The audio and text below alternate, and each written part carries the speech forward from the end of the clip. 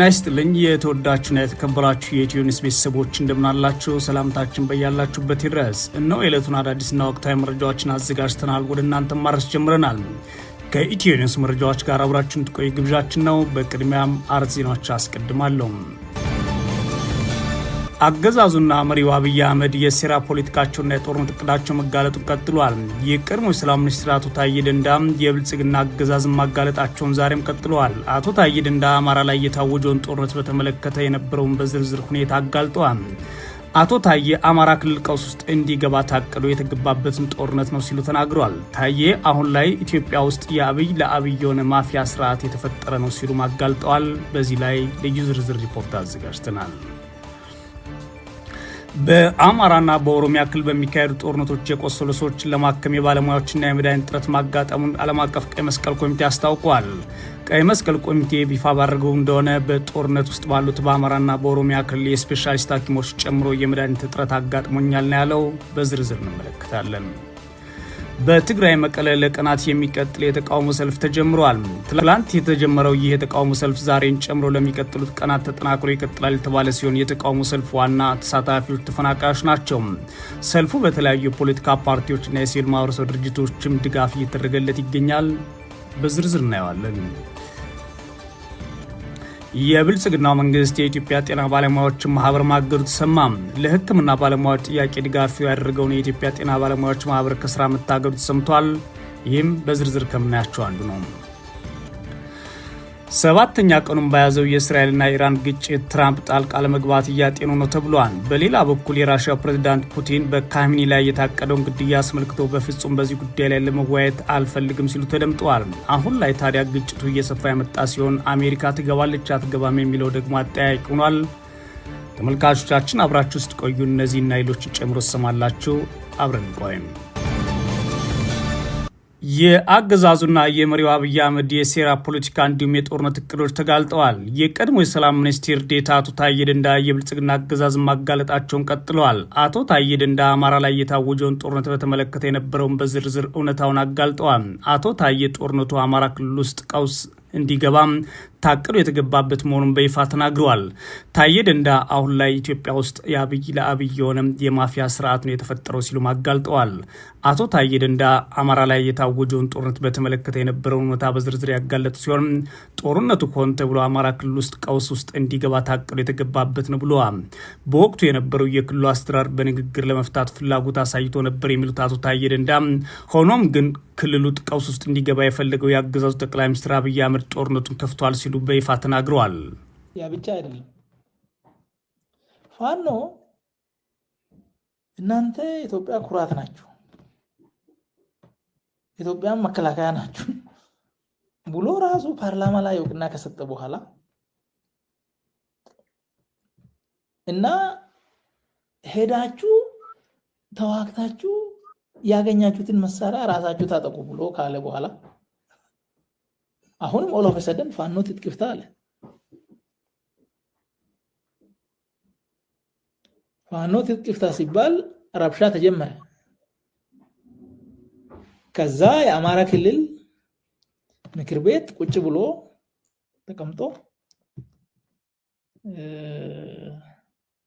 ይሄን ነገር በሰላም በውይይት እናድርገው አለ። መከላከያ ደግሞ ትጥቅ መፍታት አለብህ ካልፈታ ወዮልህ የሚል መግለጫ አወጣ። ክልሉ ነገሩን በሰላም ለመያዝ እየሞከረ በዚህ በኩል ደግሞ ሌላ መግለጫ እየተሰጠበት እና በዚህ ውስጥ በሁለት ሳምንት በሶስት ሳምንት የሚያልቅ ጦርነት ነው ተብሎ ተገባበት ማለት ነው። ስለዚህ አማራ ክልል ጦርነት እንዲፈጠር ቀውስ ውስጥ እንዲገባ የአብይ ፍላጎት የአብይ ጥረት ይታየኛል ማለት ነው። አቶ ታዬ ደንዳ የብልጽግና አገዛዝን በተመለከተ ሲናገሩም ብልጽግና የሚባል ስርዓት የለም፣ ብልጽግና ፓርቲም የለም ካሉ በኋላ አክለውም አሁን ላይ በኢትዮጵያ ላይ በስልጣን ላይ ያለው የማፊያ ስርዓት ነው። ይህ የማፊያ ስርዓት ደግሞ የተፈጠረው በአብይ አህመድ ለአብይ አህመድ ነው ሲሉ ተናግረዋል። ብልጽግና የሚባል ስርዓት የለም ነግሬያለሁ። ብልጽግናም የለም። ያለው የማፊያ ስርዓት ነው። ይሄ ማፊያ ስርዓት ደግሞ የተፈጠረው በአብይና ለአብይ ነው።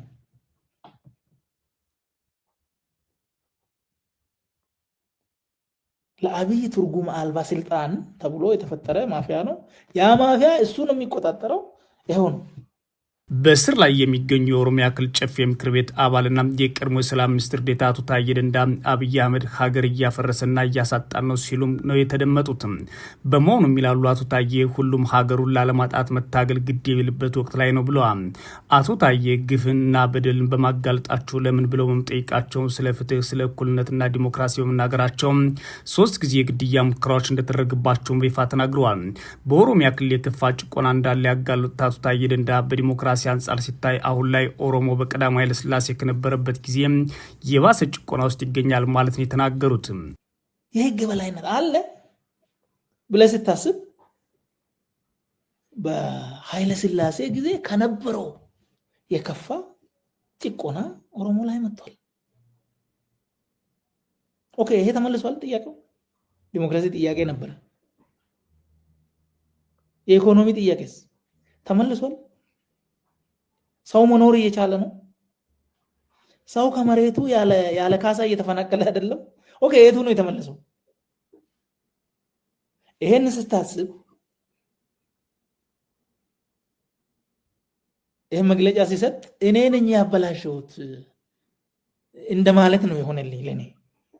ምክንያቱም የማውቃቸው ፋክቶች ስለሆኑ መሬት ላይ እነዚህ ጥያቄዎች እንደውም የበለጠ ከፉ እንጂ ሁኔታው የተሻሻለ ነገር ስለሌለ እንደውም የነበረውን ሰላም ባጣበት ህዝቡ ይሄ ጥያቄ ተመልሷል፣ የተመለሰ ጥያቄ ነው የጠየቀው፣ ስለዚህ ሂድ ያልኩት በዚህ ምክንያት ነው ሲል እኔ ነኝ ያበላሸሁት። አቶ ታዬ በብልጽግና አገዛዝና በኦሮሞ ነጻነት ጦር መካከል ታንዛኒያ ውስጥ ሲደረግ የነበረውን ድርድር የፈረሰው በብልጽግና አገዛዝ ችግር እንደሆነ አጋልጠዋል። እኒሁ ፖለቲከኛና የቀድሞ ባለስልጣን ታዲያ በአሁኑ ሰዓት በእስር ላይ ይገኛሉ። በአማራና በኦሮሚያ ክልል በሚካሄዱ ጦርነቶች የቆሰሉ ሰዎችን ለማከም የባለሙያዎች የመድኃኒት እጥረት ማጋጠሙን ቀይ መስቀል ኮሚቴ አስታውቋል። ቀይ መስቀል እንዳስታወቀው ከሆነ ከሕክምና ባለሙያዎች ጨምሮ አጠቃላይ በአሁኑ ሰዓት በጦርነት ውስጥ ባሉ አካባቢዎች ችግር ተፈጥሯል ብለዋል። ዓለም አቀፉ የቀይ መስቀል ኮሚቴ ትላንት ይፋ ባደረገው መረጃ በአማራና በኦሮሚያ ክልል ባለው ግጭት በርካቶች መቁሰላቸውን በይፋ አስረድተዋል።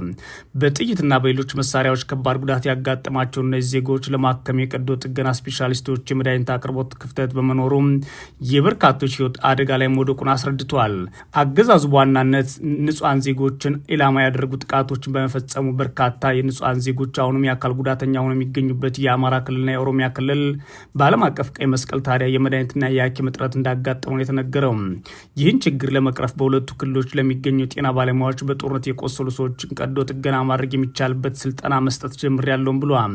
ኮሚቴው እንዳለው በአዲስ አበባ አለርት ሆስፒታል የተሰጠው ይህ ስልጠና በሁለት ዙር የተከፈለ ሲሆን በመጀመሪያው ዙር ከኦሮሚያ ክልል አዶላ፣ መዲና፣ ሻምቡ ሆስፒታሎች የተውጣጡ የቀዶ ጥገና ባለሙያዎች የሰለጠኑ ሲሆን በሁለተኛው ዙር ደግሞ ከደባርቅ፣ ፍኖተ ሰላም፣ ወልዲያ ዩኒቨርሲቲ የመጡ ባለሙያዎች ስልጠናውን ተከታትለዋል ብሏል። ዓለም አቀፍ ቀይ መስቀል ኮሚቴ በተጠቀሱት ሆስፒታሎች ለሚገኙ ማዕከላት አስቸኳይ ቀዶ ጥገና ለማድረግ የሚያስችሉ ቁሳቁሶች ድጋፍ ማድረጉን አስረድተዋል። ጦርነቶች በቀጠሉበትና አገዛዙ ሆን ብሎ ንጹሃን ዜጎችን በጅምላ የሚፈጅበት ሂደት በቀጠለበት ሁኔታ ዓለም አቀፍ ቀይ መስቀልና ሌሎች ጭምር የሚያቀርቧቸው ቅሬታዎች አሁን ላይ ሊፈቱ አልቻሉም። በኢትዮጵያ የጦርነቶች መቀጠል በተለይም ደግሞ የንጹሃን የእናቶች የህፃናትና የአዛውንቶችን መጎዳት ያስከተለው አገዛዙ በጦርነት ሂደት ውስጥ በህግ አለመምራቱና በንጹሃን ዜጎች ላይ የሚፈጽማቸው ድብደባዎች፣ ግድያዎች፣ የድሮን ጥቃቶችና የከባድ መሳሪያ ውርጅብኞች እየበዙ መምጣታቸው ነው። በውጊያ ውስጥ ከሚሞቱ ተዋጊዎች ቁጥር በላይ በንጹሃን ላይ የሟቾች ቁጥር እየበዛና ጉዳቱም እየሰፋ የመጣው አገዛዙ ኃላፊነቱን በዓለም አቀፍ ህግ መሰረት ሊወጣ ባለመፈለጉና ህዝቡን በአጠቃላይ እንደ ጠላት በመቁጠሩ ጭምር እንደሆነ ብዙዎች ይተማመናሉ።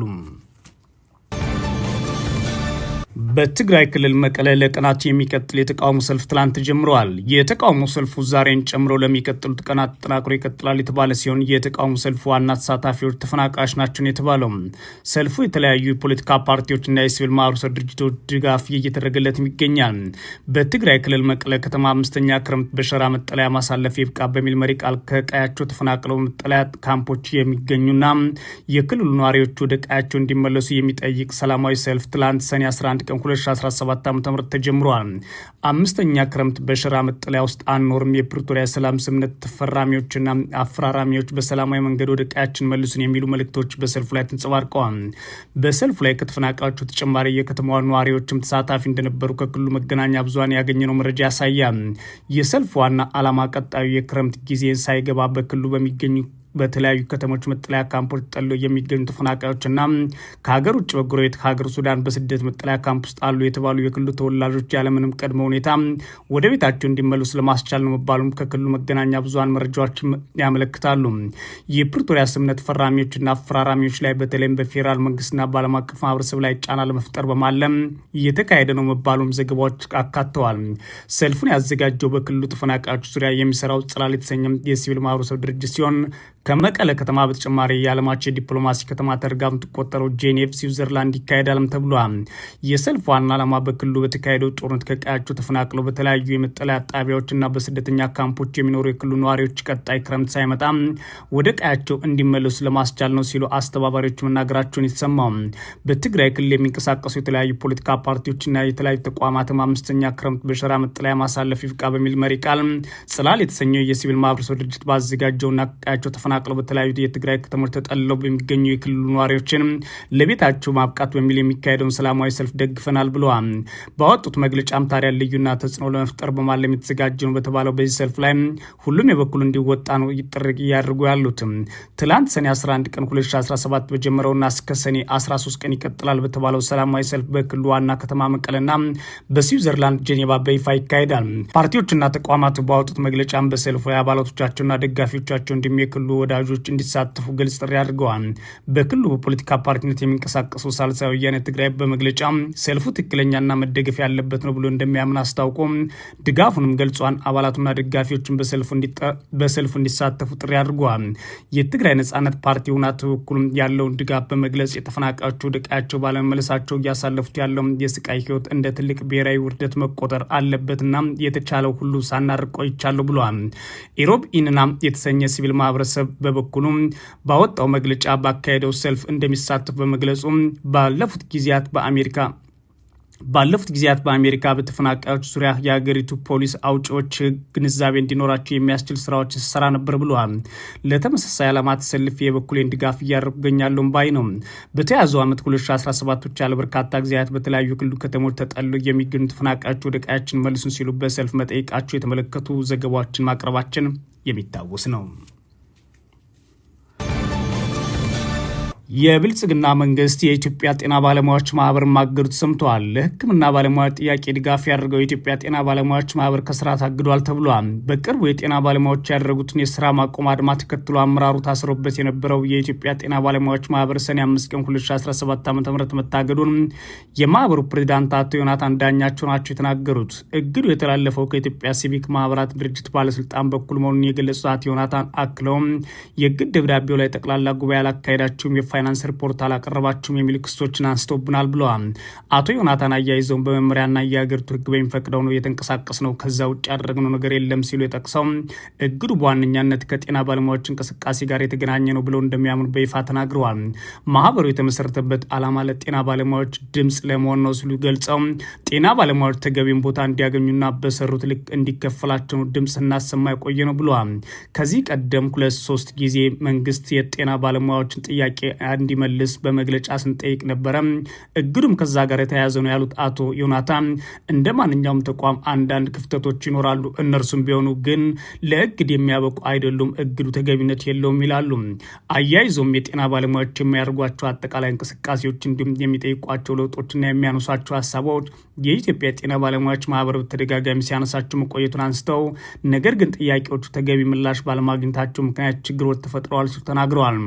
በቀጣይ ጊዜም ጠቅላይ ሚኒስትሩን ጨምሮ ከሌሎች የሚመለከታቸው አካላት ጋር የጤና ባለሙያዎች ሊኖራቸው በሚችሉ ውይይት ላይ የባለሙያዎች ሀሳቦች በሚገባ ሊያቀርቡ የሚችሉ ሰዎችን መወከል አለባቸው ይላሉ። የተለያዩና የተከፋፈሉ በርካታ ማህበሮች ምራቸውን የጠቀሱት አቶ ዮናታን የጤና ባለሙያዎች ጥያቄ ከፍ የሚያደርግ አንድ ማህበር ባለመኖሩ የጤና ባለሙያዎች አሳዛኝ በሆነ ሁኔታ ለስቃ ተዳርገዋል፣ ይህ ክፍተትም ተፈጥሯል ይላሉ። ተቋሙ ህዝብና ሀገር ነው የሚጠቅመው። ስለዚህ መሰል ተቋማትን ማገድ የሚጎዳው ህዝብና ማህበራት ደግሞ በህዝብና መንግስት መካከል መቀራረብ እንዲኖር የሚያደርጉ ናቸው ይላሉ። ይህን የሚያደርጉ አካላት ቆም ብለው እንዲያስቡና ጥያቄያቸውን በውይይት እንዲመለስላቸውም ጨምረዋል። አገዛዙ ታዲያ ሐኪሞችን በማሰር ማህበራቸውን ጭምር በማገድ የቀጠለ ሲሆን ጥያቄያቸውን ለመመለስ ያለ እንቅስቃሴ ግን እያደረገ እንዳይደለ እንደሆነ ብዙዎች የሚያምኑት ሆነዋል። ሰባተኛ ቀኑን በያዘው የእስራኤልና የኢራን ግጭት ትራምፕ ጣልቃ ለመግባት እያጤኑ ነው ተብሏል። የአሜሪካ ውሳኔ በጦርነቱ ላይ የሚያመጣው ተጽዕኖ ከፍተኛ በመሆኑ ብዙዎች እየጠበቁት ነው። በሌላ በኩል በኢራን ጉዳይ ላይ አስተያየታቸው የሚሰጡ ዓለም አቀፍ ሀገራትና ዓለም አቀፍ ተቋማትና የሀገራት መሪዎች አሁንም ቀጥለዋል። የራሽያው ፑቲን በካሚል ላይ የታቀደውን ግድያ አስመልክቶ በፍጹም በዚህ ጉዳይ ላይ መወያየት አልፈልግም ካሉት መሪዎች መካከል ሆነዋል። ሰባተኛ ቀኑን በያዘው የእስራኤልና የኢራን ግጭት የአሜሪካው ፕሬዚዳንት ዶናልድ ትራምፕ የሀገራቸውን ጣልቃ መግባት እያጤኑ ነው ተብሏል። የትራምፕ ውሳኔ በመላው ዓለም የሚጠበቅ ሲሆን ጦርነቱን ከፍ ያደርገዋል ወይም ደግሞ በኢራን ላይ የሚደርሰውን ጉዳት ያስፋል ተብሎ ይጠበቃል። ቀደም ብሎ አሜሪካ ከእስራኤል ጋር ተሰልፋ ኢራንን ልታጥቃ ትችላለች ተብሎ የተጠየቁት ትራምፕ ላደርገው ወይም ላላደርገው እችላለሁ የሚል የግለሰብ ምላሽ ሰጥተዋል። አሜሪካ የጦር ጀቶቿን ጨምሮ የጦር መሳሪያዎቿን ወደ መካከለኛው ምስራቅ ግን እያንቀሳቀሰች ነው። አሜሪካ ከእስራኤል ጋር ተሰልፋ ኢራን ልታጥቃ ትችላለች የሚሉ መላምቶች በተበራከቱበት በአሁኑ ወቅት ታዲያ አሜሪካ በተለያዩ የጦር ሰፈሮች የሚገኙ የጦር ጀቶችን ጨምሮ የጦር መሳሪያዎችን ወደ መካከለኛው ምስራቅ እያንቀሳቀሰች መሆኑ ተገልጿል። በቀጠናው ወደ 40 ሺህ የሚጠጉ የአሜሪካ ወታደሮች እንዳሉ የአሜሪካ ባለስልጣናት በቅርቡ ይፋ አድርገው ተናግረዋል። ባለፉት ጥቂት ቀናት ቢያንስ 30 ወታደራዊ አውሮፕላኖች አሜሪካ ከሚገኙ የጦር ሰፈሮች ወደ አውሮፓ ተንቀሳቅሰዋል የተባለው ሁሉም የጦር ጀቶች፣ ተዋጊዎችና ቦምብ ጣይ ጀቶች እንዲሁም ነዳጅ ለመሙላት የሚያገለግሉ የአሜሪካ ወታደራዊ ታንከሮች መሆናቸው ተነግሯል። ታዲያ በአሁኑ ሰዓት ያለው ሁኔታ አሜሪካ ገባችበት ከፍተኛ እንደሚሆን የተሰማው የአሜሪካውን ኒሚትዝ የተሰኘው አውሮፕላን ተሸካሚ መርከብ ከበርካታ የሚሳይል አውዳሚዎች ጋር ከደቡብ ቻይና ባህር ተነስቶ ወደ መካከለኛው ምስራቅ እየቀዘፈ ይገኛል ይላል ቢቢሲ። ሌሎች የጦር መርከቦች በኦማን ባህረ ሰላጤና በፋርስ ባህረ ሰላጤ የሚገኙ ሲሆን እስራኤል የኢራን ሚሳይሎች እንድትመታ ረድተዋታል ተብሏል። አሜሪካ ኤፍ-16፣ ኤፍ-22 እንዲሁም ኤፍ-35 ተዋጊ ጀቶቿን ወደ መካከለኛው ምስራቅ የጦር ሰፈሮች ማዛወሯንም ሮይተርስ የዜና ወኪል አስነብቧል። በሌላ በኩል ጦርነቱን በተመለከተ አስተያየታቸውንና ቅሬታቸውን የሚያቀርቡ ዓለም አቀፍ ተቋማትና መሪዎች አሁን ቀጥለዋል። በራሽያው ፑቲን በኩል የተሰማው ድምፅ ብዙዎቹ የሚገዙት ሆኖ ቀርቧል። በተለይም በካሚል ላይ የታቀደውን ግድያ አስመልክቶ በፍጹም በዚህ ጉዳይ ላይ መወያየት አልፈልግም ማለታቸው ነው ፑቲን የተሰማው። እስራኤል የኢራኑ ጠቅላይ ሚኒስትር አያቶላህ አሊ ካሚኒን ለመግደል ወጥና አሜሪካ ውድቅ ማድረጓን በተሰማ ማግስት ይህን በተመለከተ አስተያየታቸውን የተጠየቁት የሩሲያው ፕሬዚዳንት ቭላድሚር ፑቲን በፍጹም በዚህ ጉዳይ ላይ መወያየት አልፈልግም የሚል ምላሽ ሰጥተዋል። የጠቅላዩ መሪ አያቶላ ካሚኒ ሊገደሉ ስለሚችሉ ሁኔታዎች የተጠየቁት የሩሲያው መሪ ስለሚቻልበት ጉዳይ በጭራሽ መወያየት አልፈልግም፣ በፍጹም አልፈልግም የሚል ምላሽ መስጠታቸውን ቢቢሲ የዘገበው። ይህን ሁሉ ሰማለው፣ ነገር ግን ልወያይበት እንኳን አልፈልግም ሲሉ በሴንት ፒተርስበርግ በነበረው የኢኮኖሚ መድረክ ላይ የጎንዮሽ ውይይት ለጋዜጠኞች ተናግረዋል። ቀደም ሲል በአጃንስ ፍራንስ ፕሬስ ኢራን የሩሲያ እርዳታ ጠይቃ እንደሆነ የተጠየቁት ፑቲን የኢራን ወዳጆች እርዳታችን አልጠየቁም ሲሉ መናገራቸውም ተሰምቷል። የተወደዳችሁና የተከበራችሁ የኢትዮ ኒውስ ቤተሰቦች የዕለቱ መረጃዎች እነዚህ ነበሩ። መልካም ጊዜ ይመኛል።